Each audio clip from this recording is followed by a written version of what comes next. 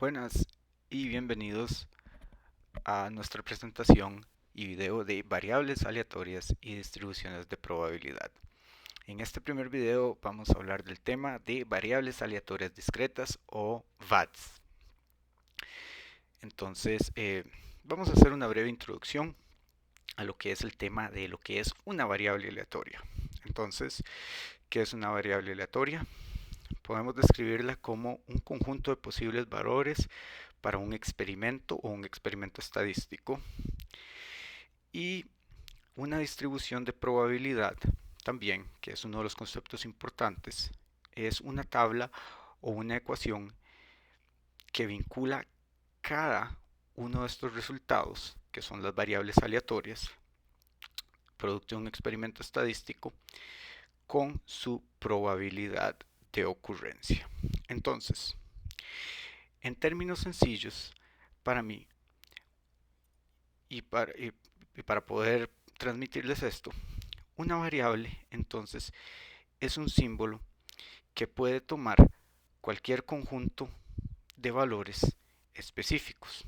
Entonces, cuando esa variable toma esos valores dados dentro de un experimento, entonces decimos que es una variable aleatoria, siempre y cuando, claro, esta cumpla con el hecho de que provenga de un experimento estadístico. Entonces, en estadística, lo que pasa es que usamos o existen ciertas nomenclaturas importantes y tenemos una definición de que usamos la letra mayúscula para representar las variables aleatorias y una letra minúscula para representar los valores que éstas adquieren. Entonces, por ejemplo, yo utilizo la X mayúscula para representar la variable aleatoria X. Después tengo, por ejemplo, P de X representa la probabilidad de X. Posteriormente tengo P de X igual a X minúscula. Eso es la probabilidad de que la variable aleatoria X sea igual a un valor específico dado por un X ahí. Y entonces, por ejemplo, cuando yo genero una asignación en la que digo que P de X es igual a 1, a lo que yo me estoy refiriendo es a la probabilidad de que la variable aleatoria X sea igual a 1. Así pues, con todo esto, podemos visualizarlo de manera de ejemplo y entonces podemos ver que tenemos un evento en el que vamos a sacar una pelota de un espacio muestral en donde tenemos las cuatro bolitas rojas y tres bolitas negras. De ahí lo que hemos definido es que tenemos nuestros posibles eventos y estos son RR, rojo rojo, RN, NR y NN. Entonces, para cada uno, además, tenemos valores específicos que han sido asignados. Estos los podemos ver en la columna izquierda. Y cada uno de ellos, entonces, les podríamos decir que son los valores asignados de una P de X igual, siendo X la probabilidad de obtener una pelota de color rojo. Y este es el X minúscula. Así pues, van a ir variando. Para rojo rojo es 2. Como X es obtener una pelota roja, aquí va a ser 1, igual aquí 1. Y como aquí no hay posibilidad de obtener una pelota roja, va a ser 0. Ok.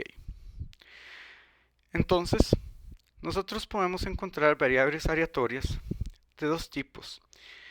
Previamente habíamos mencionado en nuestro inicio de semestre un poco de las variables discretas y un poco de las variables continuas.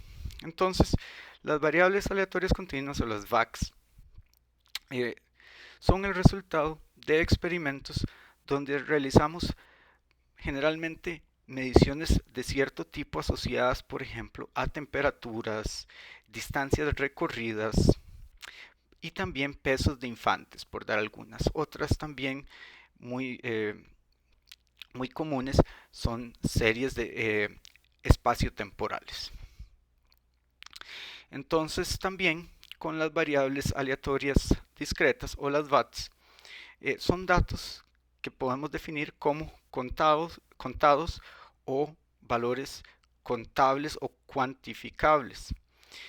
Y por ejemplo, podemos verlo como el número de personas que compran un producto definido o un producto determinado durante un periodo del año. Entonces, la cantidad de personas para un producto, o inclusive podría ser la cantidad de producto que se compra. También podríamos verlo como la cantidad de individuos afectados por una enfermedad durante una pandemia. Y podemos también ver un ejemplo que es la cantidad de personas que mueren al mes por accidentes de tránsito. En nuestro contexto, podríamos hacer un experimento en donde estamos midiendo la cantidad de paquetes que se transmiten en un periodo de tiempo en una red SDN con ciertas reglas definidas.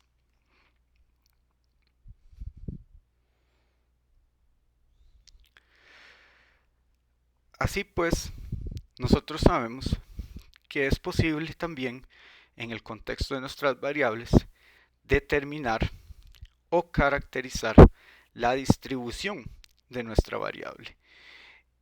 Y una variable aleatoria, y esto es relevante para la variable aleatoria discreta.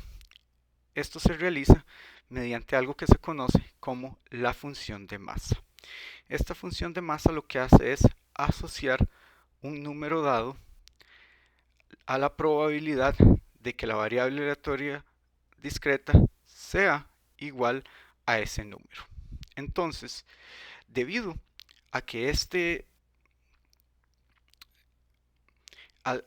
es una probabilidad, debe cumplir con todos los axiomas que están asociados con la probabilidad y además con los preceptos de los espacios muestrales. Por consiguiente, como podemos ver acá, sabemos que, por ejemplo, las sumas de las funciones tienen que ser igual a 1 de las diferentes funciones que lo componen. Sabemos también que el valor de la función tiene que ser mayor o igual a 1. Sin embargo, respetando el punto 2, no puede superar el valor de 1. Y por consiguiente también que p de x para este valor tiene que ser igual a la función de x. Entonces, nunca está de más realizar un ejemplo para determinar o familiarizarse un poco con la situación. Entonces tenemos un ejemplo en donde vamos a ver que hay 3 computadoras defectuosas de un conjunto de 5 computadoras que son similares en una tienda.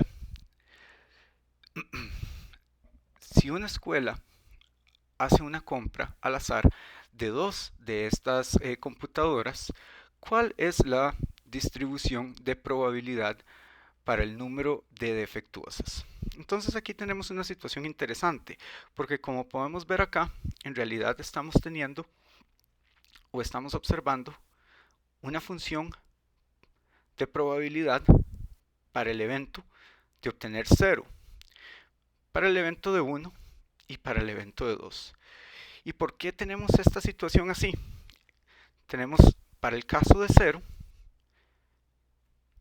y tenemos la situación en la que se eligen 3 de las defectuosas, o de las 3 defectuosas no se elige ninguna. Quedan 5 restantes buenas y de ahí se pueden elegir 2. Y de un total de 8 computadoras hay un proceso de elección de 2. Se hace lo mismo, pero de las 3 defectuosas se toma 1. Como yo ya tomé una, me quedan 5 computadoras que no están defectuosas y ahí solo puedo tomar una de un lote de 5 que no están defectuosas. 8 totales, 2. 3 potenciales defectuosas, y ahí sí puedo tomar solamente, tomo 2, de un total de 3 defectuosas, todas las que potencialmente puedo tomar son 2, y de las 5 que quedan que no están defectuosas, existe la posibilidad que no tome ninguna.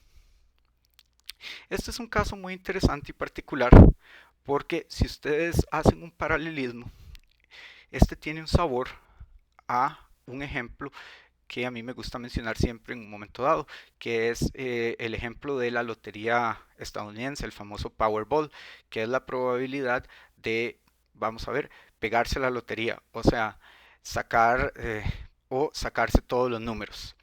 Es decir, que usted saque un evento o consecutivamente saque 2 o saque 3. En este caso son solamente 2. Que usted saque un evento de un lote, se saque una mala, saque 2 o saque 3 o saque 4 o saque 5, que es lo que saldría en la lotería estadounidense. Que usted pegue 5 números, los 5 números al azar de posibles uh, de un posible n cantidad de números, y además adicionalmente tiene que pegar un número adicional que es el famoso Powerball, y con eso se gana el premio mayor. Esa es una situación muy interesante porque cuando ustedes ven un escenario de este tipo, es una distribución específica que vamos a ver más adelante. Es la denominada distribución hipergeométrica, muy utilizada en varios casos, que es usted tiene un conjunto mayor, que es su conjunto en donde está el esperado de las cosas que están bien, o las cosas que es una población, que es su lote de producción, su población sana, etcétera. Y por otro lado tiene una subpoblación, que es la población defectuosa, su población enferma, sus entes afectados, o su población de números ganadores.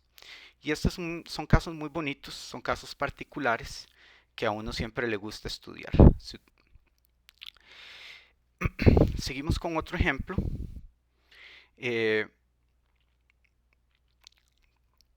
Tenemos este otro ejemplo. En este caso tenemos un vendedor de automóviles, y este vendedor de automóviles dice que si una agencia de autos vende 50% de un inventario de cierto vehículo extranjero, este vehículo extranjero viene equipado con bolsas de aire. Extraño porque eso ya es obligatorio. Entonces le piden a usted encontrar una fórmula. Vean que en este caso no es la resolución per se, sino es la fórmula para encontrar la fórmula, perdón, para la distribución de la probabilidad del número de autos con bolsas de aire entre los siguientes 4 vehículos que venda la agencia. Entonces, en este caso es interesante porque tenemos que, primero que todo, tenemos que encontrar la fórmula adecuada para realizar esta resolución. Entonces tenemos que, como la probabilidad de vender los automóviles es de un 50%, tenemos que el espacio muestral, en este caso, está dado por 2 elevado a la 4. Y eso nos lleva a que sea 16. Ahora, yo les hago una pregunta aquí a ustedes para que le den vuelta. ¿Por qué es que este espacio muestral tiene, tiene ese valor, tiene ese sentido? ¿Por qué es este, no es otro? Y seguimos al siguiente paso. Sabemos que entonces cada resultado va a ser un 16avo del espacio muestral. Eso me va a dar ese numerador. Y eso me lleva entonces a determinar el siguiente paso. Yo debo o yo puedo vender X modelos con bolsa de aire y 4 menos X modelos sin bolsa de aire. Entonces, ¿eso qué me lleva? Eso me genera una combinación porque son dos diferentes celdas, ¿verdad? La celda de los modelos que tienen bolsa de aire y la celda en la que no, y la celda en la que no están las bolsas, los modelos con bolsa de aire. Y entonces ahí yo pongo esa combinación 4CX, que es básicamente como lo tenemos aquí descrito, esta representación simbólica de la combinación, sobre, bueno, sobre 16. Y para cada valor de x, siendo x 0, 1, 2, 3 y 4. Y ahora sí, típico de las representaciones de las discretas que se pueden hacer de manera tabular. Entonces yo tengo mi función de x y tengo para cada valor de x 1, 2, 3 y 4. Y para cada valor de la función tengo los valores resueltos. Okay. Entonces, hasta este punto hemos visto que es posible calcular la probabilidad de una VAD, o una variable aleatoria discreta, para un mínimo dado, para un número dado, perdón. Pero, ¿qué pasa cuando yo quiero o queremos saber que x sea igual o menor a un valor? Eso es una pregunta muy interesante. ¿Por qué? Porque yo siempre he llegado a un punto en el que estoy en esta situación puntual. Yo tengo un valor de x y yo genero un resultado puntual, o sea, x mayúscula es igual a x minúscula. Para un valor de x yo genero un resultado puntual, pero si a mí lo que me interesa es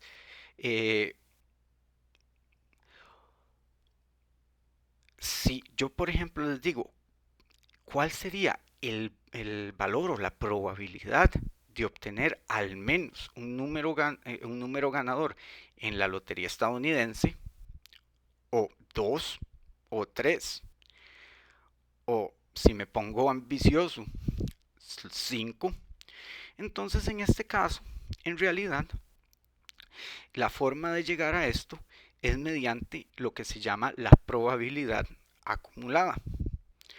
Entonces, eh, la manera de hacer eso es a través de ¿qué? De esta fórmula.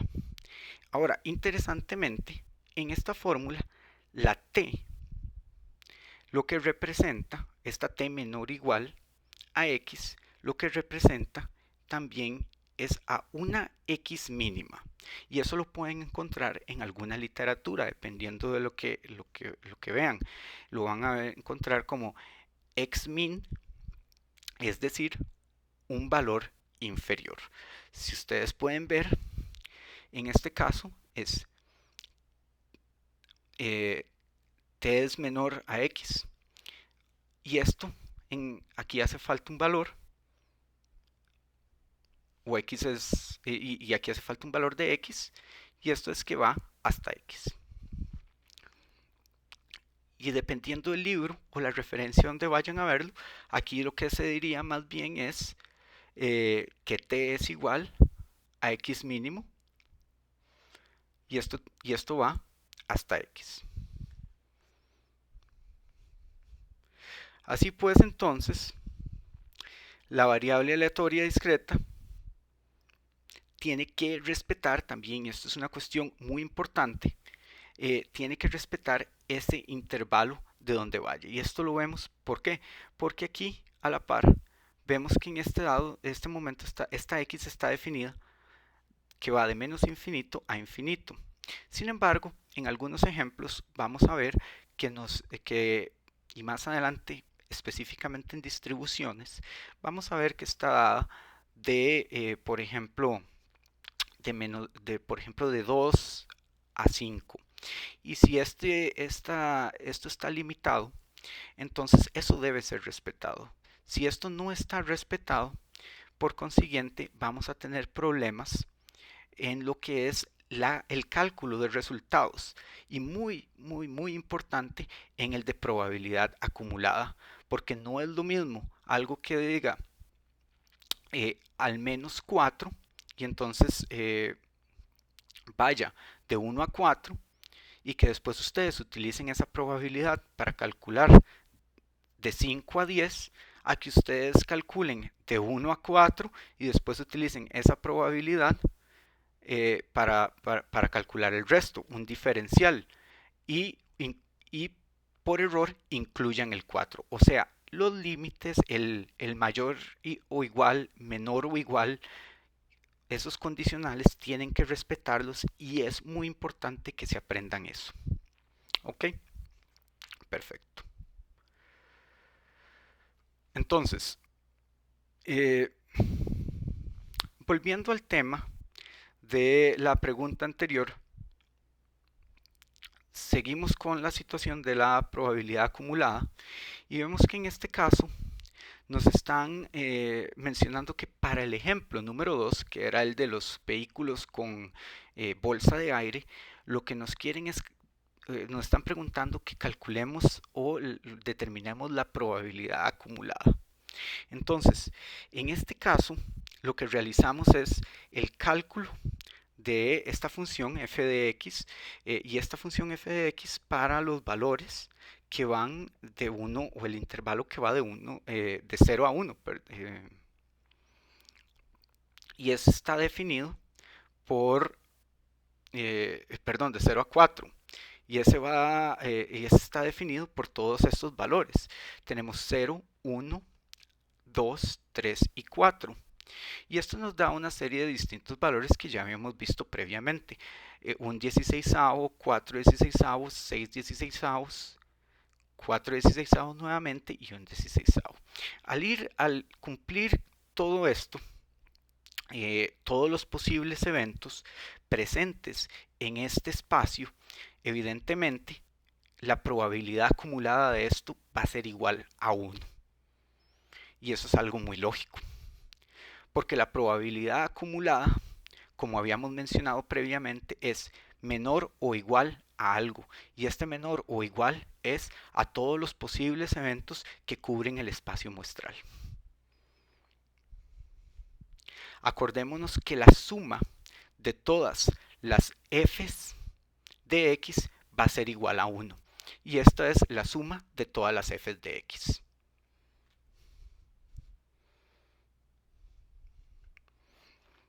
Así pues, es interesante que nosotros también podemos realizar representaciones gráficas. Entonces, las visualizaciones de las distribuciones de probabilidad son una manera muy útil de hacer análisis. Por ejemplo, nosotros hemos llevado a cabo algunos análisis exploratorios de las distribuciones de probabilidad. Claramente, viendo esto, podemos hacer una remembranza de la distribución del dado y de de las diferentes probabilidades de los eventos en el lanzamiento del dado y cómo cada uno de los diferentes eventos que son los lanzamientos o los eventos, los resultados tienen una probabilidad muy distinta y eso siendo cada, podría ser para un dado de 6 o los dos dados.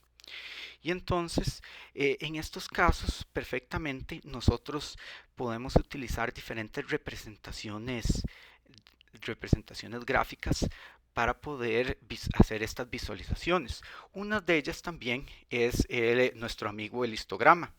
El histograma de probabilidad a mí me ayuda o me permite hacer ciertos análisis y dentro de los cuales, por ejemplo, yo mediante el manejo de los ejes X y el eje Y, puedo ver, por ejemplo, las frecuencias de probabilidad en el eje Y y puedo también ver los eventos en el eje X. Asimismo, me permite realmente analizar la función de una manera bastante gráfica y eso es bastante útil, muy útil a la hora de, por ejemplo, ciertos eventos. Eh, Claramente el tutorial con el dado es un gran ejemplo de esto. Puede ver uno la frecuencia del evento y cada uno de los eventos, tanto uno en el eje Y como en el eje X. Y otra de las cuestiones que ha sido bastante práctica a lo largo del análisis visual que posteriormente iremos a realizar es la representación gráfica de la distribución acumulada. Al realizar este tipo de análisis y visualizaciones, nosotros somos capaces de determinar el tipo de distribución de los eventos y por consiguiente podemos ver o tener una idea del tipo, de hecho, de distribución del evento. Es decir, la distribución, no solamente cómo, si tiene una tendencia creciente, sino también podemos tener una idea si el evento, al ser, por ejemplo, un evento discreto, si tiene una distribución geométrica, hipergeométrica, binomial o binomial negativa, y esto a la hora de realizar un análisis es sumamente útil y poderoso en caso de que uno esté un poco inseguro o quiera hacer un análisis más profundo de los eventos. Entonces con esto de hecho llegamos al final de esta primera parte, que es distribuciones discretas de probabilidad, y en nuestro siguiente video vamos a trabajar con distribuciones continuas. Muchas gracias y espero que estén bien.